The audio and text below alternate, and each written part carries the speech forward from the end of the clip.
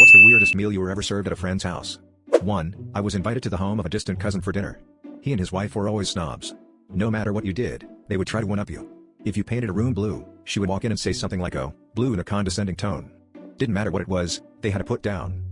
So, I took a new girlfriend over with me for dinner. As we were called to dinner, I said, "Oh, smells good. What are we having?" The wife looks down her nose at me and says, "Poindexter's." We are of course having Poindexter's, as if there was nothing else in world as good. So my girlfriend had gone to the bathroom and hadn't heard this. She returned and sat at the table and said, "Oh, Poindexter's, yummy." They used to feed us these at summer camp, which was basically saying that Poindexter's were cheap so a camp could feed 500 kids with them. My cousin's wife was appalled and said, "Oh, these are East Coast Poindexter's. As if the ones from the East were better." My girlfriend replied, "Oh, I know, we used to catch them in Newfoundland and sell them to the dog food factory." 2. I used to have a friend who thought I was overweight. She was super skinny and an exercise nut. Personally, she looked awful to me. Her skin was stretched tight on her bones, and she didn't look healthy.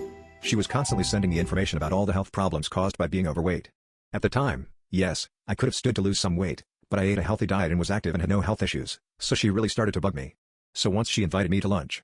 She made some lemon mint ice water, which was really good, so I was thinking, cool, she made a nice lunch.